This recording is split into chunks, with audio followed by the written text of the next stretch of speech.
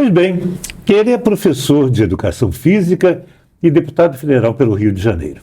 Foi atleta olímpico e construiu uma trajetória marcada pela disciplina, pela excelência esportiva e pelo compromisso com o alto rendimento. Começou a nadar desde cedo, ainda criança, participou de campeonatos e colecionou vitórias. Chegou ao auge de uma carreira internacional que o colocou entre os maiores nomes da história da natação brasileira. Representou o Brasil nos Jogos Olímpicos e campeonatos mundiais, conquistando medalhas e quebrando recordes nacionais e sul-americanos. Encarou novos desafios em competições em mar aberto, onde também conquistou títulos expressivos mundo afora. Sua transição do esporte para a vida pública ocorreu de forma natural. Em 2016, assumiu a Secretaria Nacional de Esportes de Alto Rendimento, criando políticas voltadas ao desenvolvimento do esporte no país. Desde 2019, exerce o mandato de deputado federal, tendo sido reeleito em 2022. No Congresso Nacional, segue atuando pela defesa da democracia, da liberdade de expressão e pela convicção de que o esporte é um pilar fundamental da educação e da formação cidadã. Tem nome de príncipe, Luiz Eduardo Carneiro da Silva de Souza Lima, mas para o esporte brasileiro e para quem o conhece, é simplesmente o querido Luiz Lima. Barbosa, como é que resolve? Fé e coragem que desenvolve. Barbosa, como é que resolve? O rio melhora quando o povo se move. Barbosa, como é que resolve? Que prazer em estar com você. O prazer é meu, Francisco. Parabéns pela sua história também, belíssima, que a gente estava falando aqui. Pois é. Desde um dublador muito famoso, um radialista importante, um ícone do rádio carioca, nacional. Agora... E é um prazer estar aqui. Você, quando falou o meu nome, eu lembrei até de uma colega sua também, que trabalhou na rádio, que citou o meu nome e que não teve como eu não me recordar aqui. Então, mas eu sou muito grato, feliz de estar aqui. Coisa boa. Feliz estou eu de tê-lo aqui. Agora me conta, como é que um atleta olímpico, sim, né? E você, tanto é que continua na sua trilha de ensinar a nadar, sim, na sua paixão de ser professor de natação, sim, que é uma coisa que você faz como poucos na história do mundo, sim, né? Como é que foi parar na política, Luiz Lima? O que é isso? Caramba, acho que, Francisco, eu acho que a gente teve, embora nós sejamos de atividades diferentes, né? Você é um comunicador, desde bem jovem, eu esportista desde bem jovem, desde Campo Grande, me tornei atleta olímpico com 18 anos, atleta da seleção brasileira com 16. E a política surgiu de forma inesperada, quando eu fui convidado para ser secretário nacional durante o processo de impeachment da presidente Dilma. Para mim foi uma surpresa, eu já tinha sido atleta de seleção brasileira durante 16 anos, já fazendo um evento chamado Rei e Rainha do Mar aqui no Rio de Janeiro, para a Rede Globo de televisão, que transmitia ao vivo esse evento, e já com uma assessoria em Copacabana. Então, eu com os meus 38 para 39 anos, eu sou convidado a me tornar secretário nacional de esporte. Aceitei, demorei um dia para dar resposta, fui o quinto a ser convidado, o primeiro a aceitar, então me tornei o primeiro secretário nacional de esporte, professor de educação física e atleta olímpico de natação. E isso, eu descobri um lado meu que eu talvez não tinha certeza que poderia exercer com uma qualidade, mas a gente encontra respostas no nosso próprio passado, né? Quando a gente tem interesse por determinadas atividades e que estão ali inconscientemente dentro da gente, são despertadas por um filme ou por uma propaganda eleitoral que eu assistia, me torno secretário nacional e me descubro dentro do Congresso Nacional com a facilidade de conversar com pessoas diferentes, assim como eu dou aula de natação no Posto 6 em Copacabana. Então, o Luiz, professor de natação em Copacabana, não é o Luiz político. É o Luiz animador e que brinca com as pessoas, que fala sobre o Thundercats aqui, como quando a gente estava falando, são coisas que são muito dentro de mim, assim, da minha infância. E o Luiz político não. O Luiz político, ele é bem aguerrido, ele é respeitoso com as pessoas, mas ele é muito fiel às suas convicções. Então, eu não diria que são duas pessoas diferentes, mas são lados diferentes dentro de uma mesma pessoa.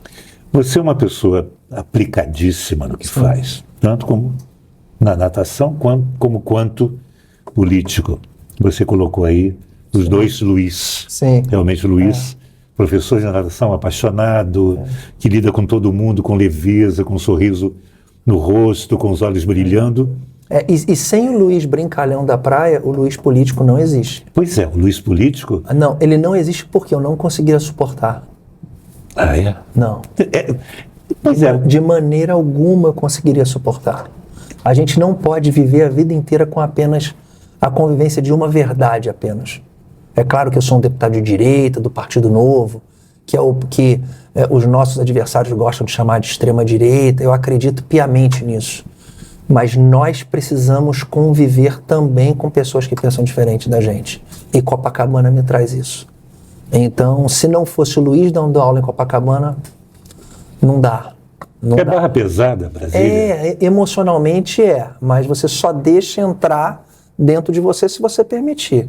Você foi vereador, você lembra dos anos que você passou na Câmara, né, Francisco? Eu não cheguei a aceitar. Eu abri mão, eu fui eleito, mas abri mão porque à época trabalhava no Sistema Globo de Rádio e eles tinham mudado. Aí você tinha que escolher. Tinha que escolher. Um ou outro, e eu né? sou um comunicador que ia exercer a política, né? E exercer bem, né? Eu acredito que sim. Mas tem você lá. Mas Bom isso. O que me afeta, Francisco, não é eu estar aqui debatendo com você e você pensar diferente de mim. O que me afeta é eu debater com alguém que não acredita no que ele próprio está falando. Aí machuca. Porque o problema grande do nosso país não é propriamente a divergência de opinião, é justamente a quantidade de político que se elege não sendo absolutamente nada.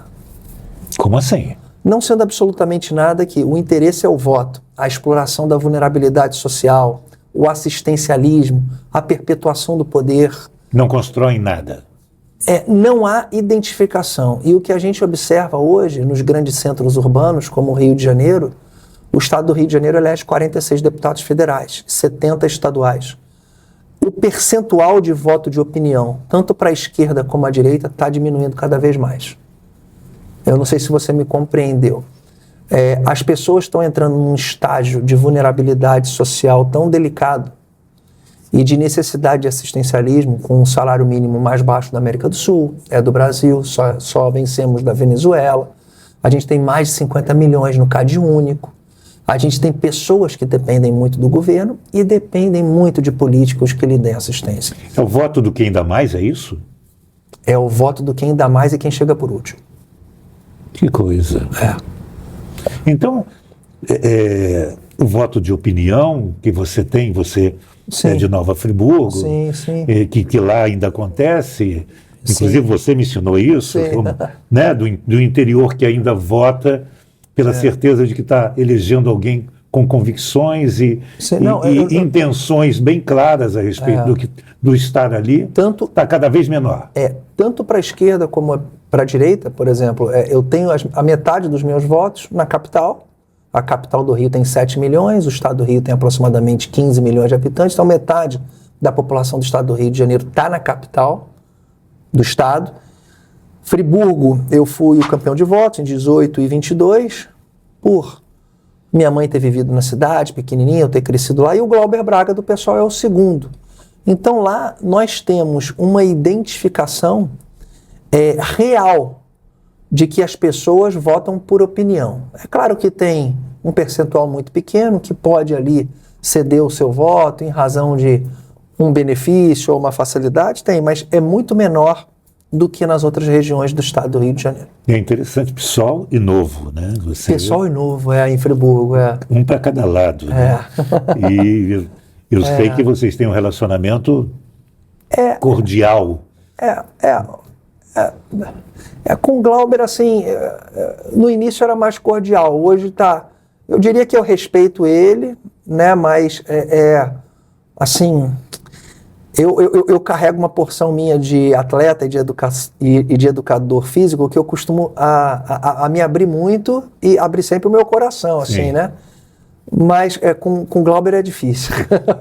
Mas não é impossível, mas é bem difícil. Para em abrir o coração, eu vi cenas suas em ação na Câmara Federal e me chamou muita atenção a mais recente, que é o assunto de agora, de ontem para hoje, então, Sim. o único assunto na política, Sim. que é a questão do Banco Master, a questão de Dias Toffoli, a questão da exposição do Supremo Tribunal Federal, como jamais foi exposto, como funciona. Eu acho que o povo brasileiro agora tem pelo menos uma boa noção de como funciona aquilo ali, né? Até pelo fechamento corporativo da opinião a respeito do comportamento do Dias Toffoli na contramão. Aliás, eu quero ouvir a sua opinião. Sim. O que você achou, está achando, porque isso não acabou.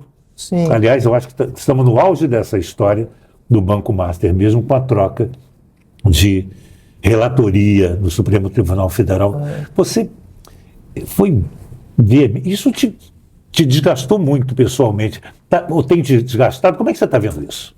Assim, tem vários pontos. Eu estou na CPMI do INSS já faz Isso. 4 meses, né? A gente já tinha ali observado, o que chamou muita atenção no início da CPMI foi que o filho do Lewandowski, né, o senhor Henrique Lewandowski, ele advogou para sindicatos de fachada. Então, quer dizer, o filho do ministro Lewandowski, ministro da Justiça, que é chefe da Polícia Federal, em algum momento da sua vida, né, antes da operação que fez todo o esquema ser desbaratado ali e ser comunicado, advogou para sindicatos fantasmas. Então, isso já foi um grande erro, um grande equívoco do governo. Isso trazia até uma falta de equilíbrio com o Lewandowski quando a gente recebia ele lá na comissão do crime organizado. Ele ficou muito assim, desconfortável em responder algumas perguntas. Mas em relação ao Banco Master, a gente tem uma estrutura, primeiro que o STF, quando a indicação política é muito ruim, isso não deveria acontecer, né? Devia ser juízes de carreira. Eu falei quando o Bolsonaro era presidente, eu era vice-líder do governo Bolsonaro, tomei até um pouco de pancada do meu grupo de direita, que eu falei que nenhum presidente da República deveria indicar ministro ao Supremo, porque você fica preso ali a uma indicação, 25, 30 anos, a um grupo político, e a gente vê que muitos ministros têm vícios políticos, né? E que não ajudam na democracia. O estopim do Banco Master é você ter... muita gente fala assim, é imoral, mas não é ilegal. Eu já penso diferente. Quando a imoralidade está presente na estrutura do Banco Master, e nessa relação ela se torna ilegal. Quando você tem o Ricardo Lewandowski, conselheiro do Banco Master, quando você tem Guido Mantega, conselheiro do Banco Master, quando você tem Henrique Meirelles, que foi ministro da Fazenda do governo Lula, consultor do Banco Master, quando você tem o escritório de advocacia da esposa do Alexandre de Moraes, prestando um serviço com 129 milhões, sem descrição de serviço. Seria bom que prestasse o serviço, né? E nem o serviço prestou. Mas, pô, eles recebem o que eu recebo no final do mês, 33 mil reais, que é um ótimo salário. Né? Descontado, eu recebo 33 mil reais, é o salário do ministro. Então, poxa, como é que pode o ministro chegar em casa ganhando 33 mil e a mulher dele recebendo 3 milhões e 600 mil reais por mês? Numa janela de oportunidade criada dentro do Supremo Tribunal Federal, que faz com que os ministros tenham um escritório de advocacia de seus familiares, poxa, recebendo valores estratosféricos, né? Então, eu acho que toda a falta de moral que a gente observa hoje no país, e a gente não está discutindo esquerda ou direita, a gente está discutindo um grande absurdo, né? E a gente vê o Toffoli hoje com resort, com pegando carona em avião, e o avião é de uma pessoa que não agiu de forma correta para ver um jogo. Então passa de todos os limites. Como é que o jovem que está aqui na Tijuca, por exemplo, onde a gente está agora, se cometer um delito, como é que você vai chamar a atenção desse jovem? Se o ministro da Suprema Corte age da forma como age. Então, é difícil. É um Brasil de muitos privilégios para poucos e quase nenhum ou nenhum para a maioria. É isso? Esse é o Brasil de agora? Eu acho que esse é o Brasil de muitos anos, né? Eu acho que você tocou num assunto, Francisco, que é disciplina. Eu acho que os brasileiros são pouco disciplinados, até em fiscalizar em quem ele escolheu para representar. São poucos os brasileiros que entram no site da Câmara, que é só entrar aí, entra no Google e bota Câmara, né, dos deputados, e você vai ver cada deputado, como ele vota, quanto ele gasta, o que ele tem feito, se ele tem estado presente nas sessões. Então, vamos supor que o cara votou num candidato da esquerda aqui do Rio de Janeiro. Vê se ele lá tá votando de acordo com o que ele, quando encontrou na rua com você, prometeu. O de direita, a mesma coisa. Então, hoje, com o celular, com isso aqui, a gente está elegendo pessoas que são muito fortes midiaticamente. Então, para essa geração atual, para muitos, o Luva de Pedreiro joga mais bola que o Romário, né? Porque tem mais seguidor que o Romário. O Luva de Pedreiro joga mais bola que o Rivaldo. Então, a gente está vivendo um momento muito difícil, assim, de escolha política e principalmente de acompanhamento de resultado político. O Banco Master trouxe o desvendamento de como funciona o Supremo Tribunal Federal, né? Seus passos, seu corporativismo. E a CPMI, a Comissão Parlamentar Mista de Inquérito do INSS, trouxe como funcionam os sindicatos brasileiros, ou muitos deles, ou muitos que têm o nome, têm fachada só, mas na verdade foram construídos para tomar dinheiro do povo brasileiro, que no final das contas é a gente que está pagando aquelas contas todas. Como é que está essa história? Vai dar em alguma coisa essa comissão parlamentar? Já deu, né, Francisco? Nós temos 14 presos, né, já. Nós temos um foragido, que é o Carlos Roberto, presidente da Conafer, um sindicato fundado em 2011, que teve como padrinho o senhor Carlos Lupe, do PDT.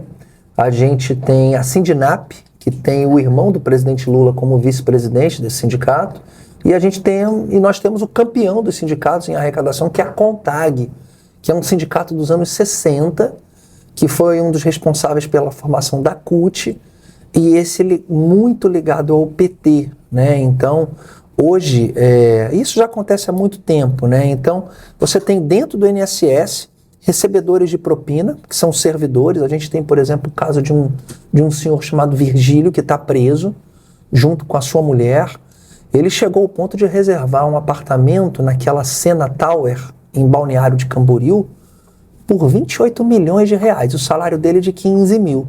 Então, esse senhor, ele era um dos responsáveis por passar dados dos aposentados para esses sindicatos, e esses sindicatos descontarem de forma não autorizada dos aposentados. Então, a gente está falando de milhões de pessoas e que estavam sendo descontados durante 3, 4, 5 anos, 60, 70 reais das suas contas. E fora isso, tem também os consignados, que já é uma ligação com os bancos, inclusive com o Banco Master também e com outras financeiras. Então, os descontos não autorizados dos aposentados, a gente estima que esse roubo foi da faixa de 6 bilhões em 4 anos, 4 a 5 anos. E dos consignados, 60 a 70 bilhões, né?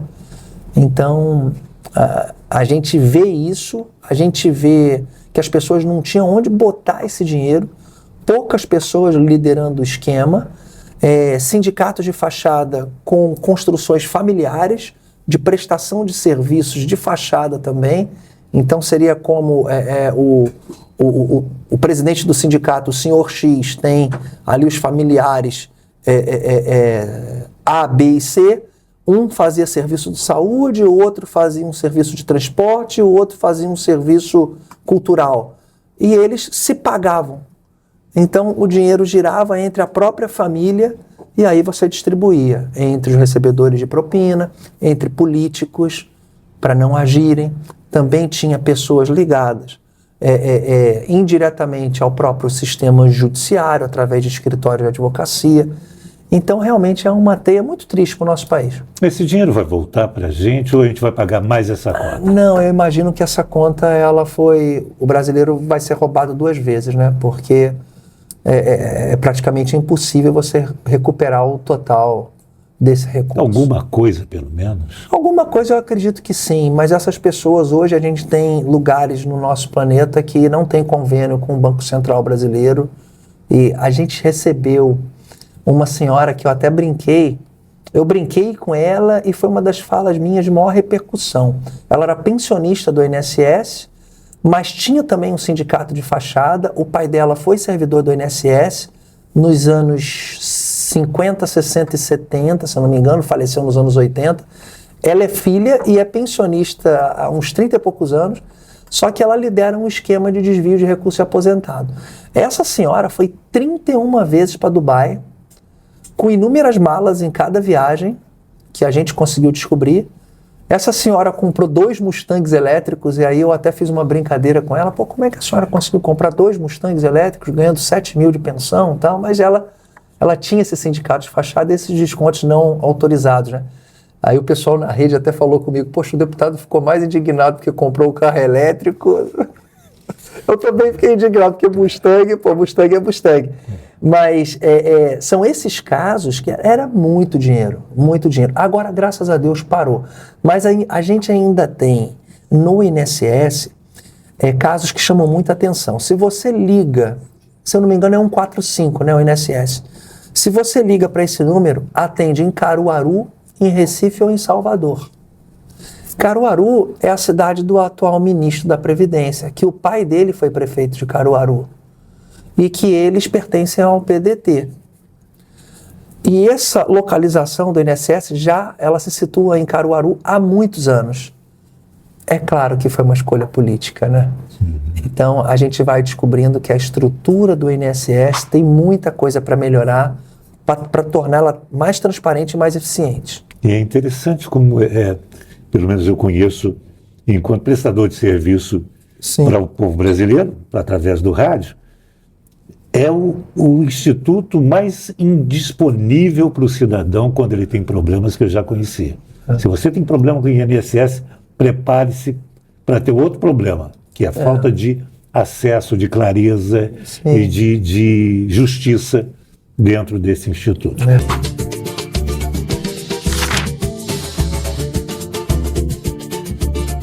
Toda vez que um produto entra na minha vida, eu faço questão de anotar tudo para não esquecer de passar para você todas as coisas que eu vejo aqui no Valem LED, que é um ventilador de teto que já vem com luz de LED nele, né? Que além de ventilar, tem a luz de LED também. Refresca e ilumina ao mesmo tempo. Olha, é ideal para sala, quarto, escritório, em qualquer lugar que você precise de conforto. Eu não sei dormir sem um ventilador naquele jogo, quando está muito quente, junto com o ar-condicionado. Olha, clima do trabalho, de casa, mas dependendo de como tiver, você não precisa nem de ar-condicionado. Ele dá um jeito sozinho de resolver tudo, hein? É conforto, economia e estilo feitos para você. Um custo-benefício que não tem igual no mercado, viu? Você quer encontrar esse produto? E muitos outros, é na Jovic. A Jovic tem um modelo esperando por você lá, tá? Tudo em um só lugar. A Jovic tem variedade, qualidade e preço que cabe no seu bolso. Que tal ter um Vale em casa, hein? Mas eu quero mudar, por favor, de assunto. Você é um brigador pela segurança pública. Sim. Conhece muito bem o Rio, vive o Rio de Janeiro, vive essa realidade, né? E sabe o quanto a gente está refém de milícias, de quadrilhas de narcotraficantes, enfim, uma cidade mapeada e insegura. Sim. Tem jeito? Como é que está essa sua briga lá em Brasília? Você vê seus pares do Rio de Janeiro, pelo menos, dando braços com você para novas políticas, para novas saídas? Francisco, a gente está no ano de eleição, é 26. Eu posso te dizer o seguinte, assim, eu vejo que qualquer candidato a governo do Estado, por mais que ele esteja ligado à pauta de segurança, se ele falar que vai resolver o problema sozinho do Rio de Janeiro sendo governador, ele está mentindo. Ele não está falando a verdade. O Rio de Janeiro hoje, com seus 17 milhões de habitantes, a situação é tão crítica quando 70% do território do município do Rio de Janeiro pertence ao crime organizado, quando 50% das crianças matriculadas no ensino básico não tem pai e mãe em casa, é um estágio de vulnerabilidade social, de falta de vulnerabilidade social, altíssimo. Então, nós temos várias brigas no Rio de Janeiro. Uma briga é combater a violência, é impedir a entrada de drogas, de armas, tanto pelo céu, pelo mar ou pela terra. Nós não temos guarda costeira no Rio de Janeiro, nós não temos forças armadas que garante essa não entrada desses 99% das armas que entram aqui não são fabricadas no Brasil. Se a gente não tiver o apoio do governo federal, se o governo federal não resgatar a cidade do Rio de Janeiro, o estado do Rio de Janeiro, eu acho muito difícil a gente dar a volta por cima sozinho. Então, eu vejo uma dependência muito grande do governo federal. Pois é, mas essa história, e talvez você fosse muito jovem quando, Sim. na primeira vez que eu ouvi sobre uma política nacional de segurança pública, é praticamente no primeiro governo Lula, né? Quando se começou a pensar até no ministério, numa secretaria com musculatura de ministério, e entra o governo federal e sai o governo federal, e isso não é priorizado, né? Você puxar a partir de Brasília, que seja uma central de comando da segurança pública, pensando em guarda costeira, pensando em não só o que é com água, mas também fronteiras secas, né? A aeronáutica pela Amazônia e outros cantões, que a gente sabe que entra muita coisa, guardados numa política nacional. Algum partido, o Novo pensa nisso? É um projeto... O Novo pensa, é uma direção que muitos dos partidos vão numa direção contrária, né? A esquerda pensa completamente diferente. O Novo, ele quer autonomia para os estados. O Novo não acredita numa política, seja de educação, ou seja de segurança, de saúde, de infraestrutura, a mesma política para 27 estados da federação. Nós temos estados diferentes, com situações diferentes. E quando Santa Catarina, por exemplo, a Assembleia Legislativa decidiu ali que iria terminar com as cotas, por exemplo, em Santa Catarina, eu acho extremamente positivo você ter políticas públicas sendo executadas de forma diferente nos estados, até mudança de código penal, diferente de um estado para o outro, para você, depois de 10 anos, você comparar, que é o que acontece nos Estados Unidos. Se foi decidido lá em Santa Catarina que a política de cotas, ela terminou, se daqui a 10 anos observar que não foi inteligente essa mudança, que mude. Se outro estado tem uma política diferente e que é mais eficiente para a sociedade, que seja copiada.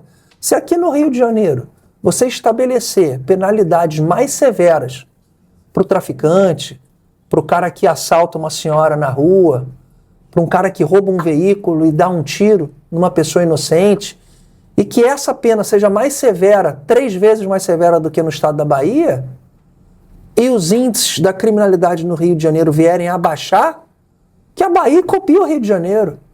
Então, essa forma inteligente dos Estados Unidos de fazer política em relação a diferentes estados, por exemplo, a Califórnia, ela tem uma permissão em relação ao uso de drogas que o Texas não tem.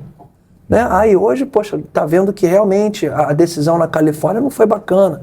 Los Angeles não está vivendo o seu melhor momento.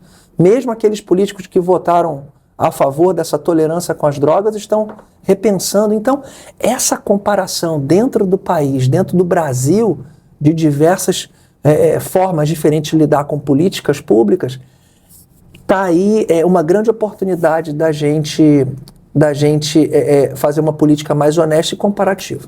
Eu cheguei ao ponto de ver uma entrevista do senhor Ricardo Lewandowski falando assim, não, eu sou contra isso porque realmente se as penas no Rio de Janeiro ou em São Paulo forem mais severas para os traficantes, todos eles vão para a Bahia. Então que seja mais severo na Bahia, né? Opa. É só apertar onde tiver que ser apertado. Vamos passar das fronteiras. Vamos lá. Eu soube que o assunto Brasil, Venezuela e as políticas que nós temos aqui ocupou um espaço sim, grande. Em plenário para você também. É verdade. Como é que você está vendo essa história da Venezuela, mesmo depois da chegada do Trump lá? Como é que você via antes, como é que você vê agora e o que você visualiza para o futuro ali? Eu não sei, né? Eu acho que a gente consegue visualizar para o futuro o que a gente já conhece, está dentro da gente, né? Mas o futuro, ele sempre é o inesperado, né? A gente não sabe o que vai acontecer no futuro. Mas a Venezuela tem uma experiência própria, assim. Eu tive na Venezuela a primeira vez em 1991. Eu tinha 13 anos participando do Campeonato Sul-Americano de Natação na cidade de San Cristóbal, no estado de Táchira. Cara, a Venezuela era lindo, Francisco. Francisco lindo. Táchira é um estado que faz fronteira com a Colômbia e que eu conheci Caracas em 1990, muito bonita a cidade. Aí depois eu tive em 98, na cidade de San Felipe, que é uma cidade próxima à cidade onde nasceu Hugo Chávez. Sim. Aí, uma das coisas assim que eu nunca mais esqueci, era verão na época. Era verão, eu estava muito quente, porque a Venezuela está ali na linha do Equador, né? Estava muito quente. E eu estava junto com venezuelanos e o técnico da Venezuela no mesmo ônibus. A gente estava voltando para o hotel onde a gente estava. Era campeonato sul-americano, mas sul-americano adulto, já em 98. O Chávez tinha acabado de ser eleito, se eu não me engano, em novembro ou dezembro de 98. Essa competição foi no mês de dezembro, logo depois. Ele falou: Luiz, a Venezuela acaba aqui. O técnico da Venezuela. Hoje, todos os venezuelanos que foram aos Jogos Olímpicos, de Atlanta 96 e Sydney 2000, que foram os jogos que eu fui, nenhum deles mora na Venezuela. Nenhum deles. Francisco Sanches, o Ricardo Monastério, a Dayana, não moram na Venezuela. E isso me impressionou muito, porque eu não tinha noção naquela época o quanto poderia ser danoso a eleição de um presidente para um país. Eu estava com 20 anos de idade, né? E a gente viu que depois de 26 anos, 27 anos, né? Há esse problema com Maduro na Venezuela. A Venezuela é um país que foi praticamente assim destruído, um país muito rico. E a gente vê esse problema com o Trump. Então foram 27 anos de governo da era Hugo Chávez e depois Maduro, e que realmente prejudicou muito a Venezuela. Hoje, o salário mínimo aqui no Brasil hoje gira em torno de $270. O salário mínimo no Equador está 450. O salário mínimo na Colômbia está $500. Então, a gente nunca teve um poder de compra tão baixo. E é isso que as pessoas têm que entender. Quem ganhava R$5.000 em 2010 tem que ganhar R$12.400 hoje para ter o mesmo poder de compra. Então, o nosso poder de compra está derretendo. Na Venezuela, o salário mínimo não passa de $40.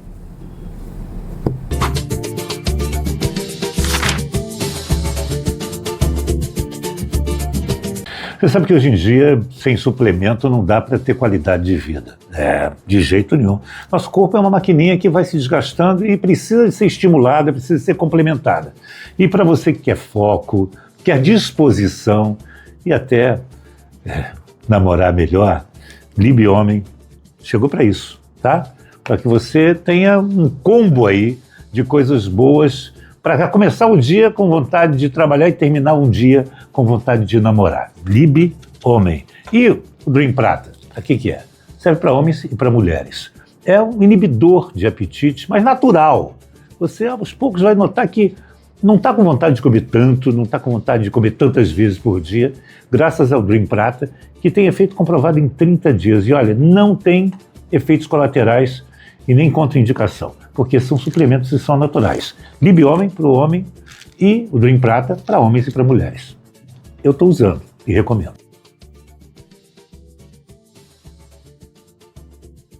Você falou do atleta, então quero voltar para o atleta. Por favor. Como é que é representar o Brasil? É magnífico. Assim, a Olimpíada eu acho que cada brasileiro, cada cidadão do planeta, se tivesse a oportunidade de ser atleta olímpico, ali você está com todo mundo. Ali é a arquibancada do Maracanã. Você abraça, respeita, ama, quer ganhar. Você não quer saber de que país a pessoa qual a história que ela teve. Eu acho que é um resumo de uma série de sentimentos da humanidade. O esporte, ele supera um pouco...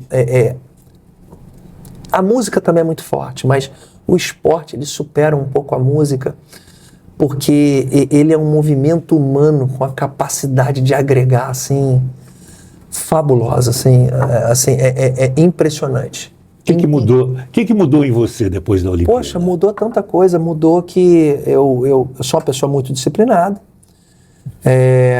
Não nasci apenas para ser atleta. Por isso que eu aceitei o convite para ser político. E se surgir outra coisa para eu fazer na vida também, eu vou gostar de fazer. Não nascemos apenas para fazer apenas uma atividade. Uhum. E eu acho que, no meu caso, um atleta de nado de fundo, o esporte me ensinou que a disciplina supera o talento. O cara não precisa ser tão talentoso para vencer, mas se ele for muito disciplinado, ele vence. É mesmo. Os atletas de provas de distância são assim. Os triatletas, né, quem faz Ironman, corrida de longa distância, né, já nas provas mais curtinhas, que são as provas de velocidade, a habilidade sobrepõe o treinamento, né? Nas provas de fundo, a gente vê muitas pessoas disciplinadas ganhando de pessoas com mais talento do que elas. Que prova mais te marcou? Aquela que você colocasse entre as 5 mais, essa aqui é a número 1. Foi uma no Canadá em 99, quando meu pai faleceu em 2022, quando meu pai e minha mãe estavam na arquibancada e eu fiz o índice olímpico. No Canadá, na cidade de Winnipeg, no meio do Canadá, fronteira ali com a Dakota do Norte, nos Estados Unidos, um dos locais mais frios ali entre Canadá e Estados Unidos. Foi uma prova assim que me emocionou muito, então, porque meus pais foram responsáveis pelo meu sucesso, né? Meus pais viveram o meu sonho, não foram atletas. Meu pai bebeu e fumou muito a vida inteira. Eu não bebo nada, zero, não bebo nem vinho, em função de ver meu pai bebendo ali. Não chegou a ser um alcoólatra, mas ficava vermelho igual um pimentão em casa. E a minha mãe, me ajudou muito. Hoje a minha mãe é viva ainda, eu sou filho único. Foi essa prova e a minha despedida, a travessia do Leme ao Pontal, com 35 quilômetros em 2009. Foi um evento da Globo. A Globo transmitiu. Foi em 2008, com 10 anos, fazia 10 anos do falecimento do Tim Maia. Eu adorava o Tim Maia. E uma das coisas que fez eu gostar muito do Tim Maia, por causa da banda dele, se chamava Vitória Régia. E Vitória Régia é o nome da minha mãe. Olha. Então, aí eu tinha que bolar alguma coisa para minha despedida do esporte, com 32 anos. Eu falei, cara, por que eu não faço a travessia do Leme ao Pontal? Que é a música, né? Do Leme ao Pontal. Aí eu vi que seria maior do que a travessia do Canal da Mancha, com 35 quilômetros, e eu fui o primeiro brasileiro a realizar esse trecho a nado em 8 horas e 25. Provas que exigem muita resistência, né? Aí exige a resistência psicológica também. Pois é, na hora que dói tudo, na hora que dá vontade de desistir, o que te faz continuar? É uma avalanche de pensamento positivo. Avalanche de pensamento positivo. Como se fosse uma droga. Você tem como criar, assim, uma droga boa dentro da sua cabeça de pensamentos positivos. Não precisa ingerir... A cafeína numa certa dose é boa, claro, né? Mas você não pode tomar no meio da prova, você só pode tomar no final, porque ela desidrata muito rápido. Mas os pensamentos positivos... É claro que você não pode ser um irresponsável, né?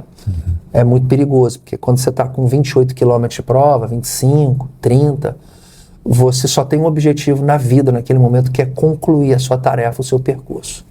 E isso passa por cima até da necessidade de você continuar vivo depois, é uma loucura, né? Então você tem que estar com pessoas muito boas ao seu lado, que gostem de você, para te não expor a um risco, né? Porque já aconteceu em algumas travessias longas, né?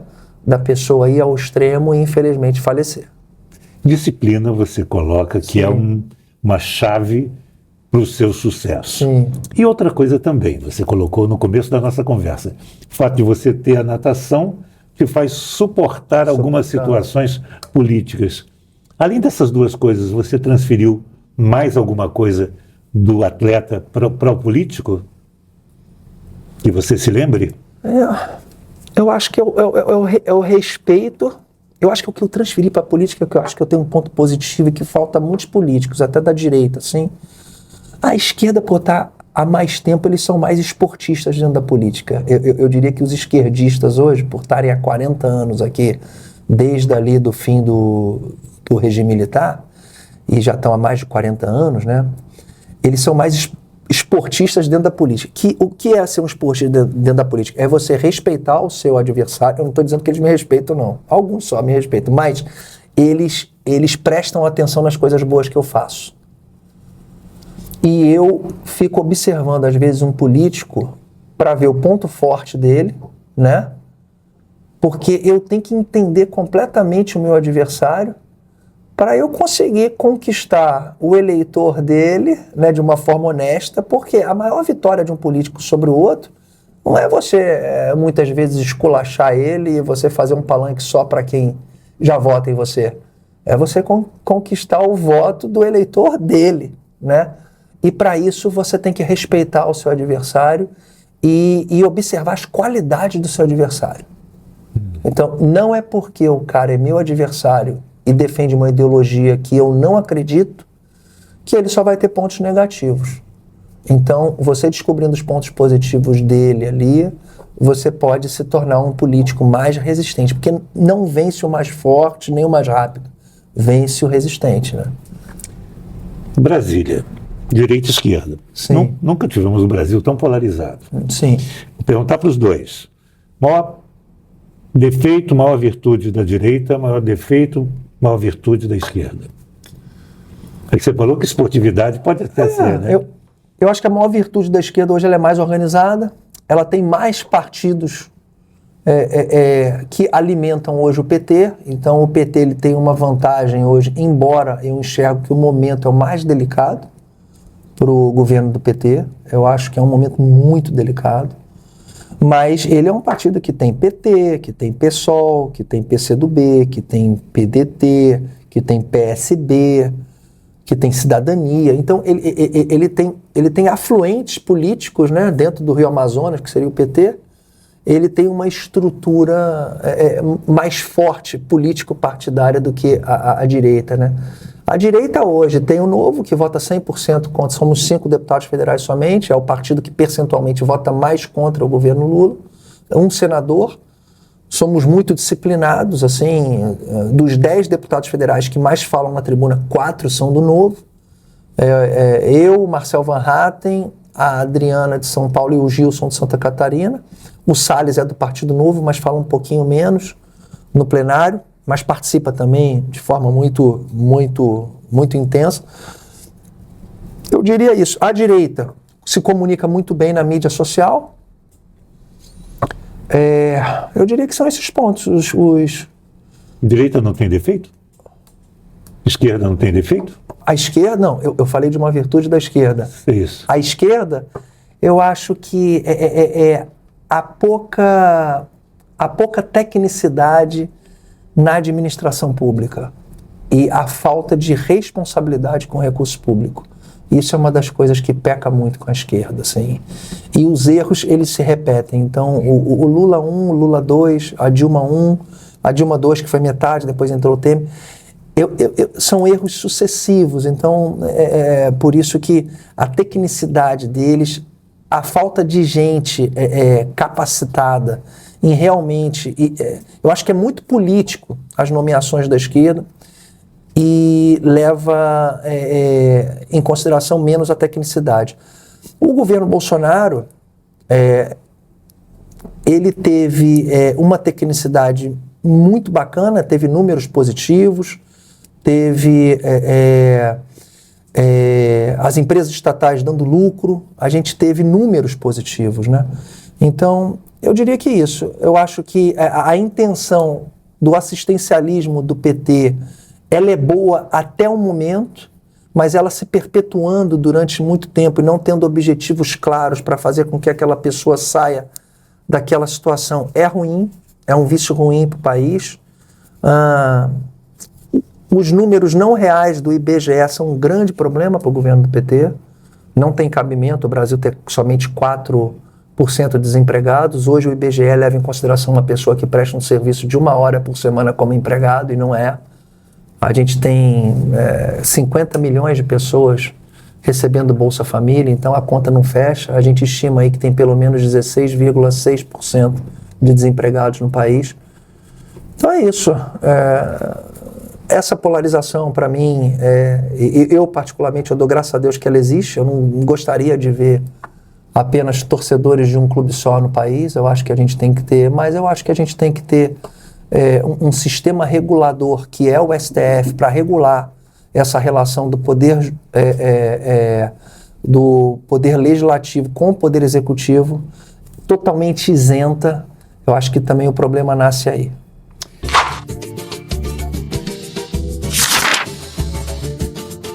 Pensa rápido, resposta rápida também. Vamos lá. Águas turbulentas no mar aberto ou agito da política? O que você prefere? O que é mais fácil vencer? O que você As te dá águas mais... turbulentas ou... ou agito da política? A natureza não dá para você vencer a natureza. Não dá para enfrentar? Não. Político dá. Político dá. Chegar ao pódio ou ver um projeto de lei aprovado, o que te dá mais prazer? O meu pai falou quando eu me elegi deputado federal que ele ficou mais feliz do que quando eu me tornei um atleta olímpico. Ele não esperava. Porque você receber voto das pessoas num domingo de manhã é muito especial. Então, eu diria que eu ser eleito deputado federal foi assim, impressionante o que eu senti. Eu recebi 115 mil votos em 2018, com 50 mil reais de campanha. Rapaz. Eu vendi o carro da Milênio, o Suzuki Gran Vitara. Milênio está com a gente aqui. Obrigado pela presença, Milênio. Água gelada do mar ou clima quente no Congresso? Não, aí eu prefiro a água gelada do mar. Sunga e óculos de natação ou paletó e gravata? Não, sunga e óculos. É mais gostoso. Piscinão de Ramos ou praia de Copacabana? Não, são duas situações diferentes, Sim. né? São duas situações diferentes. A gente pode encontrar numa tarde de sábado de sol mais alegria em Ramos, né? E pode encontrar mais confusão em Copacabana ou vice-versa. É Rio de Janeiro.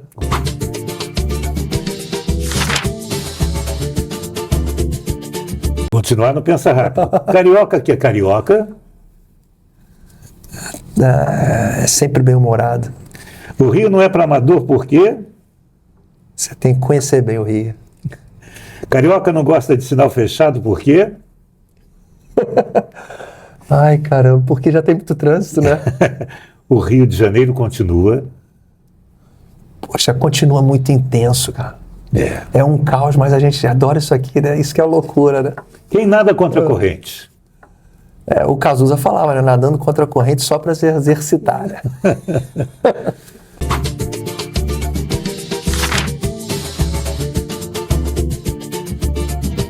Vamos fechar aí nossa conversa.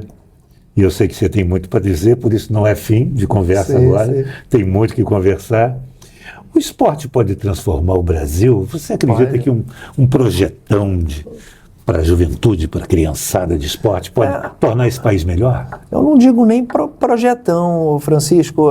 O esporte tem que estar dentro do Ministério da Educação, né? Não adianta você ter Ministério do Esporte. Eu fui secretário nacional de esporte, eu falo isso abertamente. Pode acontecer que eu venha compor um Ministério do Esporte nos próximos anos, mas a melhor política nacional do esporte seria o esporte estar dentro do Ministério da Educação.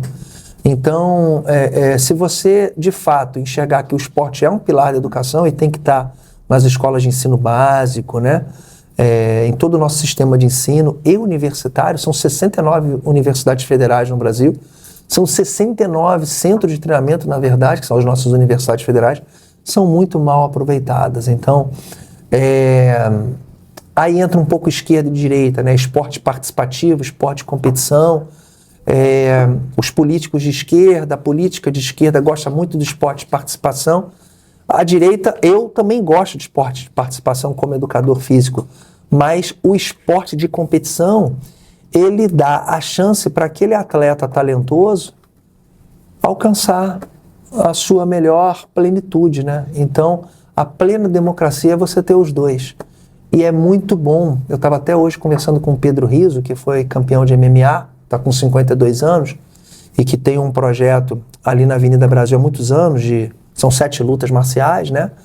E ele falou, Luiz, eu desenvolvo um projeto social que as pessoas falam, não tem que ser participativo, mas ele não enxerga a melhor forma de ser participativo se o José Aldo, se outros atletas treinarem lá também, porque as crianças veem o sonho na frente deles, né? Então, eu acredito que a união do esporte competitivo com o esporte participativo, de inclusão, esporte para idoso, com certeza contribui para um país melhor, mas esporte tem que estar na escola em primeiro lugar. Seria para você um projeto só, que começa na educação e termina no atleta de alto rendimento, uma coisa ligada à outra. É uma coisa natural. A nossa formação no Brasil é clubística, né? É diferente dos Estados Unidos, por exemplo, da Alemanha, da própria Rússia, da própria China, onde o esporte está muito presente nas escolas e universidades. O Brasil tem uma formação clubística de esporte, mas nada impede que tem que ter uma secretaria de esporte dentro do Ministério da Educação. Eu prefiro até um braço da política pública de esporte dentro do Ministério da Educação. Hoje a gente tem um orçamento no Ministério da Educação aí de quase 200 bilhões de reais, né? Então, se 3 a 4% fosse voltado para o esporte educacional, a gente está falando de 4 bilhões, isso significa 8 vezes mais orçamento do que o atual Ministério do Esporte. a gente realmente modifica o país e contribui para a formação de melhores jovens. Liberdade de expressão é um tema importante para você. Importante. Por quê? É muito importante. A gente já tem no nosso sistema, as punições devidas. Se você ficar incomodado com algo que lhe foi dito, você pode ter aí o direito de processar aquela pessoa. Eu falo isso assim de peito aberto porque eu nunca fui processado, nunca processei ninguém. Já poderia ter processado algumas pessoas. Mas eu entendo que por eu ocupar um cargo público e eu entendendo o momento que passa o nosso país, de aflição da sociedade, e que muitas das vezes as pessoas fazem críticas muito pesadas. A mim não é uma coisa assim rotineira, mas acontece. Mas a partir do momento que a gente cala as pessoas, é claro que eu acho que muitas das vezes há abusos muito severos em relação a todos os personagens. Por exemplo, quando você põe uma criança jogando bola com a cabeça de um presidente, como fizeram com o Bolsonaro, eu acho que isso passa do ponto. Quando você usa isso como uma propaganda política partidária, passa do ponto. Então, mas a opinião das pessoas, elas têm que ser livres. Quando você é muito provocado, como é que você reage sem sair? Como é que você consegue não sair da linha? É muito difícil eu sair do sério, Francisco. Pois é. Eu estou em Copacabana amanhã, por exemplo, dando treino, né? Eu chego 5h50 da manhã. Eu fiquei 6 anos sem andar com segurança aqui no Rio, né? Ia até de scooter de casa para Copacabana. Eu moro na Barra da Tijuca desde 2002. Mas as pessoas pensam que eu moro em Copacabana por 6. Eu não moro em Copacabana, mas a minha tenda está ali desde 2009, né? Tem stand-up, canoa havaiana, natação, é bem legal. E às vezes, 6 da manhã, passam umas pessoas que me xingam. Tranquilo, assim, eu não saio do sério não, mas o problema é pessoas que estão comigo, elas não estão acostumadas a sair do sério. Aí eu tenho que acalmar as pessoas que estão comigo. Meu Deus. Mas nunca houve agressão física comigo, nunca. Nada te tira o sono, não? Tira, eu perdi o meu sono uma vez. Com o quê? Quando eu fiz em 2023, eu fiz um discurso na tribuna criticando o STF. E aí a gente já estava vivendo um momento muito indelicado de interferência do nosso Supremo Tribunal Federal em relação à livre política, né? Então ali é um órgão regulador, não é um órgão de opinião. É um órgão para interpretar a Constituição e ponto. Eu fiz uma crítica ali bem forte, sabe? A um determinado ministro. Aí eu saí dali, aí eu notei, cara, falei, caramba, porra, fui. Aí eu começo a ganhar seguidor pra caramba no Instagram, né? Aí eu falei, porra, mais 5.000 seguidores. Aí eu ganhei mais 10 mil, mais 15 mil. Assim, tipo, em 24 horas, de um dia pro outro, eu ganhei. E eu fui ganhando seguidor pra caramba. Eu falei, pelo amor de Deus, eu não quero mais seguidor, não, porra. Será que eu passei do ponto? Aí começam a me ligar os deputados. Isso já era noite. Luiz, você tá em casa? Porra, tem certeza? Porra, o que você falou foi muito duro, não sei o quê. Não foi duro, mas pela circunstância que a gente tá vivendo. Cara, eu fiquei sem dormir, cara. Foi a única vez que eu fiquei sem dormir. E olha que ano passado eu falei 495 vezes na tribuna. Isso foi um discurso de 2023. Aí no dia seguinte, eu de manhã, teve sessão no plenário, aí eu fiz uma fala dizendo que realmente eu possa ter passado um pouquinho do ponto, que eu sou um ser humano, que eu tenho minha sensibilidade, que eu tenho meus sentimentos, tal. Procurei até o assessor legislativo do STF para conversar, e que é uma das falhas que a gente tem hoje na política. O ministro não quis me receber. Não? Não, isso eu achei assim de uma falta de, não só inteligência, né, mas uma falta de sensibilidade e de respeito com os poderes. Por exemplo, se eu sou um deputado federal, se a Benedita, por exemplo, do PT, ela vier falar comigo, já veio algumas vezes, como eu não vou recebê-la? Por mais que eu tenha divergência com ela, mas ali tem uma questão de empatia, eu gosto dela. Divirjo politicamente, gosto como pessoa. E procurei achar certas qualidades nela de resistência, de disciplina, uma senhora de 83 anos, né? Mas outros deputados ali de esquerda, se me procurarem como me procuraram, como é que eu não vou receber? Como é que um ministro não recebe um deputado federal eleito democraticamente pelo Rio de Janeiro? Ali foi uma noite mas depois eu Essa Foi o único momento em 8 anos. foi uma maior decepção que você teve no seu caminho político? Não, a maior decepção que eu tive foi assim, tem muita gente boa no meu antigo partido, no PL, mas foi com um rumo da minha cidade, Nova Friburgo, do meu antigo partido ter apoiado um candidato totalmente divergente com as nossas opiniões. E pelo fato de eu ter sido mais votado na cidade, com mais votos do que todos os deputados federais eleitos pelo partido, e eu não ter sido, assim, ouvido, aquilo foi ali um ponto de inflexão que eu me abri para o presidente Bolsonaro e foi ali que eu me despedi e me transferi para o Partido Novo em março.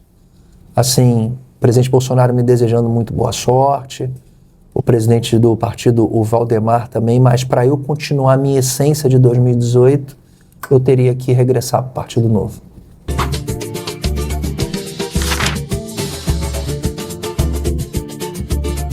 Vou usar uma coisa que você, pouco antes da gente começar a conversar aqui, Sim. me disse que é uma coisa que te entristece. E aqui também você deixou isso bem claro, que é esperar alguma posição que você sabe que existe num político, principalmente, e ele não Sim. entregar isso. Ele entregar outra coisa. Certo. Como é bom encontrar você e saber que aquele cara que a gente vê no Instagram, Sim. que a gente acompanha no Congresso, que a gente vê na beira do mar, é parecido com aquilo que passa pra gente. Quando é apertado. Obrigado, Francisco. E tem um tempo com a gente. Parabéns. Obrigado, muito obrigado, O Rio de Janeiro Francisco. precisa de você. Sucesso. Que bom que você tem disposição para defender a gente. E feliz de estar conhecendo o Tiger aqui na minha frente. Thundercats. É isso aí. Gente, obrigado. Valeu. Barbosa, como resolve, volta semana que vem. E obrigado pelo nosso convidado, deputado federal Luiz Lima. Sucesso para ele. Valeu. Valeu, gente.